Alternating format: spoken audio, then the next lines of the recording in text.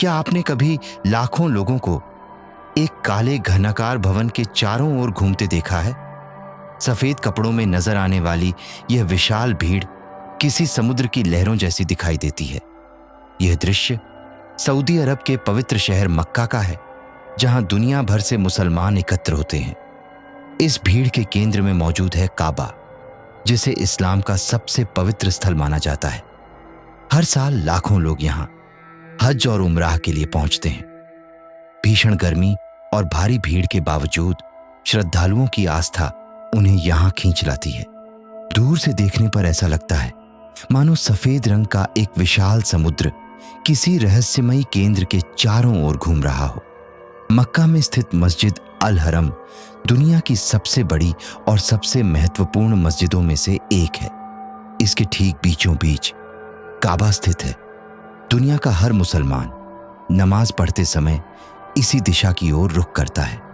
यह स्थान केवल एक इमारत नहीं, बल्कि करोड़ों लोगों की आस्था का केंद्र है। दिन और रात यहां इबादत करने वालों का सिलसिला जारी रहता है।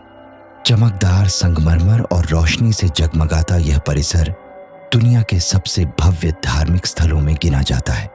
काबा का इतिहास इस्लाम के उदय से भी पहले का माना जाता है।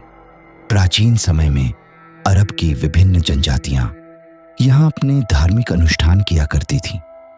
बाद में जब पैगंबर मोहम्मद ने एक ईश्वर की उपासना का संदेश दिया, तब इस स्थान को इस्लामी आस्था का केंद्र बना दिया गया। इसके बाद काबा पूरी मुस्लिम दुनिया के लिए एकता और विश्वास का प्रतीक बन गया। हज इस्लाम के सबसे महत्वपूर्ण धार्मिक कर्तव्यों में से एक माना जाता है। हर सक्षम मुसलमान अपने जीवन में कम से कम एक बार हज करने की इच्छा रखता है। हज के दौरान श्रद्धालु विशेष धार्मिक अनुष्ठानों का पालन करते हैं और काबा की परिक्रमा करते हैं। इस परिक्रमा को तवाफ कहा जाता है। हजारों लोग एक साथ एक ही दिशा में चलते हैं, जिससे एक अद्भुत दृश्य बनता है। काबा का बाहरी हिस्सा काले रंग के विशेष कपड़े से ढका रहता है, जिस पर सुनहरे धागों से कुरान की आयतें लिखी होती हैं। इस कपड़े को हर वर्ष बदला जाता है। काबा के एक कोने में हजरे अस्वद नाम का प्रसिद्ध काला पत्थर लगा हुआ है। श्रद्धालु इसे सम्मान की दृष्टि से देखते हैं। भीड़ अधिक होने के कारण अधिकांश लोग दूर से ही इसकी ओर हाथ उठाकर सलाम करते हैं। काबा के निकट स्थित जमजम का कुआं भी मुस्लिम परंपरा में अत्यंत महत्वपूर्ण माना जाता है। लाखों श्रद्धालु इस पवित्र जल को पीते हैं और अपने साथ लेकर जाते हैं। माना जाता है कि यह कुआं सदियों से लगातार पानी प्रदान कर रहा है। बहुत कम लोगों को काबा के अंदर जाने का अवसर मिलता है। अंदर का भाग अपेक्षाकृत सादा है। वहां संगमरमर का फर्श, कुछ मजबूत स्तंभ और सुगंधित वातावरण देखने को मिलता है।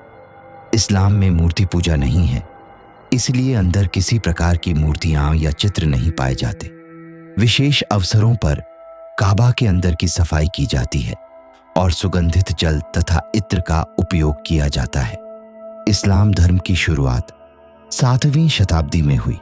पैगंबर मोहम्मद का जन्म मक्का में हुआ था। बचपन में ही उन्होंने अपने माता पिता को खो दिया और अनेक कठिनाइयों का सामना किया। युवावस्था में वे व्यापार से जुड़े और अपनी ईमानदारी तथा विश्वसनीयता के कारण लोगों के बीच सम्मान प्राप्त किया। उनकी सच्चाई और अच्छे व्यवहार ने उन्हें समाज में एक अलग पहचान दिलाई। लगभग 40 वर्ष की आयु में उन्होंने आध्यात्मिक चिंतन और ध्यान में अधिक समय बिताना शुरू किया। इसी दौरान उन्हें यह विश्वास हुआ कि उन्हें ईश्वर का संदेश लोगों तक पहुंचाने का दायित्व मिला है। उन्होंने लोगों को एक ईश्वर की उपासना, न्याय, दया, ईमानदारी और मानवता का संदेश दिया। धीरे धीरे उनके अनुयायियों की संख्या बढ़ने लगी, लेकिन इसके साथ विरोध भी बढ़ता गया। उस समय मक्का के प्रभावशाली लोगों को लगा कि नया संदेश उनकी परंपराओं और हितों को चुनौती दे रहा है। इसके कारण प्रारंभिक मुसलमानों को कई कठिनाइयों का सामना करना पड़ा। फिर भी उन्होंने अपने विश्वास को नहीं छोड़ा।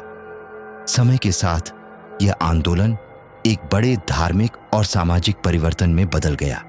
आज इस्लाम दुनिया के सबसे बड़े धर्मों में से एक है और काबा उसकी आस्था का सबसे महत्वपूर्ण केंद्र माना जाता है। हर वर्ष लाखों लोगों का यहां पहुंचना केवल एक धार्मिक यात्रा नहीं, बल्कि विश्वास, समर्पण और आध्यात्मिक जुड़ाव का प्रतीक है। सफेद वस्त्रों में काबा के चारों ओर घूमती यह विशाल भीड़ दुनिया के सबसे अनोखे और प्रभावशाली दृश्यों में से एक मानी जाती है।